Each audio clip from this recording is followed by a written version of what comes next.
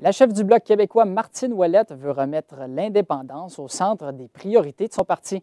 Celle qui a été ministre des Ressources naturelles sous le gouvernement Marois croit d'ailleurs que l'indépendance du Québec est toujours possible dans un avenir rapproché. Mon collègue François Gionnet s'est entretenu plus tôt aujourd'hui avec elle afin de discuter des différents défis qui attendent le parti à moins de 2 ans des élections fédérales. Martine Ouellette, bonjour. Bonjour, M. Gionnet. Vous êtes présentement dans la région pour le caucus du Bloc québécois à Saguenay. L'élection partielle dans Chicoutimi-Lafière arrive également à grands pas. Est-ce que vous voyez cette élection partielle-là comme un véritable test pour votre parti?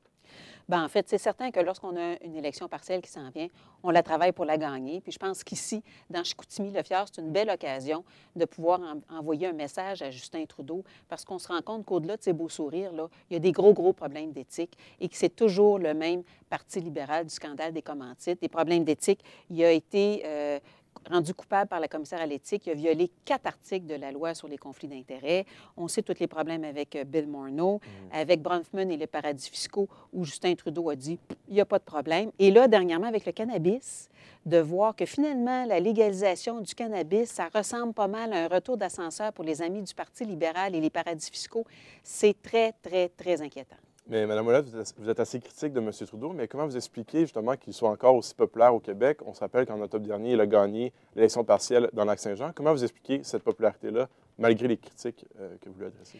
Écoutez, il y a des choses qui sont difficiles à expliquer comme celle-là. Je veux bien là, les beaux sourires, les beaux défilés de mode, mais je pense qu'il faut gratter un peu plus loin. Et il a peut-être réussi là, à mystifier un peu jusqu'à présent. Mais c'est un peu comme son père à l'époque aussi. Hein? Je me suis jamais expliqué, moi, la popularité de Pierre-Éliott Trudeau à l'époque.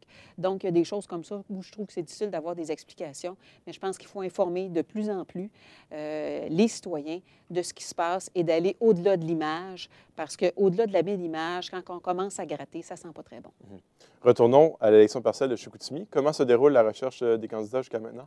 Écoutez, ça va bien. Il y a plusieurs personnes intéressées et je souhaite là, pouvoir vous présenter une candidature là, aussi intéressante que celle de Marc Maltais qu'on avait dans Lac-Saint-Jean. Et quels sont les dossiers qui préoccupent le Bloc québécois pour la région du Saguenay-Lac-Saint-Jean présentement? Bien, plusieurs dossiers. Je vous dirais cet après-midi avec le Bloc québécois, là, on va visiter 11 installations dans le comté, mais moi, je vais aller visiter plus particulièrement là, la base militaire de Bagotville. Fait que la base militaire de Bagotville et toute la question de pouvoir dédouaner au niveau de l'aéroport de Bagotville. Ça, c'est un élément important. On va travailler sur ça. On va travailler aussi pour s'assurer que la voie navigable, bien, qu'il n'arrive pas le même événement que l'année passée. Donc, le bateau de Rio Tinto, le navire de Rio Tinto est resté pris dans les glaces. Il y a toujours la question aussi de la gestion de l'offre. Et là, ce n'est pas seulement que l'ALENA, c'est le PTP. Moi, je pense que c'est extrêmement problématique, le PTP. Les annonces que Justin Trudeau a faites, là, un peu en se pétant les bretelles, bien, moi, je ne vois rien pour le Québec, puis je vois même des problèmes, puis des reculs pour le Québec parce qu'il n'a rien dit sur la gestion de l'offre, le maintien intégral de la gestion de l'offre. Et on sait que dans l'ancienne version, il y avait des brèches importantes qui feraient mal à nos agriculteurs. Donc, nous, des accords comme ça au niveau international qui nuisent à nos travailleurs, on n'en veut pas. On veut des accords qui vont appuyer nos travailleurs. Donc là, je pense que c'est extrêmement problématique et on va continuer à suivre le dossier du bois d'œuvre. À moins de 2 ans des élections fédérales, dites-moi, Mme Ouellette, quel climat règne actuellement au Bloc québécois? Écoutez, je suis arrivée l'année passée, vous l'avez vu, il y a une petite période d'ajustement, mais l'ensemble des députés du Bloc québécois, on veut vraiment travailler à remettre l'indépendance là, au centre de l'action du Bloc québécois. C'est un élément important. Oui, continuer à défendre l'intérêt des Québécois et des Québécoises, mais aussi dans une perspective très indépendantiste, parce qu'on le voit rester à l'intérieur du Canada. Ce n'est pas un statu quo, c'est un recul décision après décision qui nous fait mal. Le fait que la base militaire de Bagotville, ici, n'ait pas sa juste part des investissements militaires, bien, c'est pas acceptable parce qu'on ne quémande pas la charité, là. C'est notre argent. On envoie 50 milliards année après année. Et tant qu'on va garder un statut de province, bien, on va être pris avec ça. Donc, il va falloir, à un moment donné, se rendre compte du coût de rester à l'intérieur du Canada. Et moi, je suis convaincue qu'on va être encore plus riche de devenir indépendant. Justement, vous parlez d'indépendance. L'idée d'indépendance au Québec semble peut-être de moins en moins populaire. Le Parti québécois a des scores plutôt faibles dans les sondages. On parle de 20 d'intention de vote. Est-ce que vous croyez encore qu'il y a un engouement assez fort pour la souveraineté au Québec présentement? Écoutez, l'indépendance se maintient. Parce que le Parti québécois, c'est une chose, mais l'indépendance, l'appui à l'indépendance se maintient entre 38 et 42 bon an, mal an. Donc, moi, je pense que l'appui, il est là. Je pense qu'il y a tout un avantage à réaliser l'indépendance du Québec.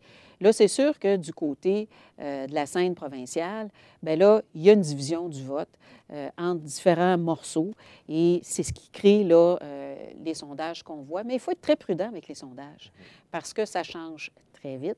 Ça change même entre le début d'une élection et la fin d'une élection. On a vu ça en 2015, on a vu ça en 2014. Donc, je pense qu'il faut rester très prudent là, avec les boules de cristal, bien malin qui peut prévoir ce qui va se passer.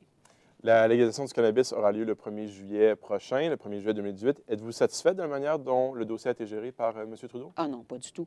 Et là, on se rend compte pourquoi il est si pressé de légaliser le cannabis. Parce qu'il n'y a pas de raison là, de bousculer, d'improviser, de faire les choses un peu n'importe comment. Bien, en fait, c'est parce qu'en arrière de ça, c'est une histoire de gros sous. Et on se rend compte que les amis de Justin Trudeau, bien, ils sont dans les conseils d'administration des compagnies de cannabis thérapeutiques, des permis qui ont été donnés par Santé Canada. Et pour avoir le permis récréatif, ça va être le ministre de la Justice, donc en quelque part assez lié au gouvernement. Et c'est de la grosse argent, là. On parle de taux de profit de 100 à 200 ça, c'est rapporté dans les médias. Je veux dire, essayez de trouver une autre entreprise que vous pouvez démarrer là, avec des attentes de profit de cette ampleur-là. C'est même indécent. Et on a vu tout l'article sur les paradis fiscaux. Et donc, on voit là que ce dossier-là, en le grattant, finalement, les raisons de Justin Trudeau de légaliser, ça ressemble beaucoup à vouloir aider ses amis. Merci beaucoup, Mme Ouellet, d'avoir participé à l'émission. Ça m'a fait plaisir.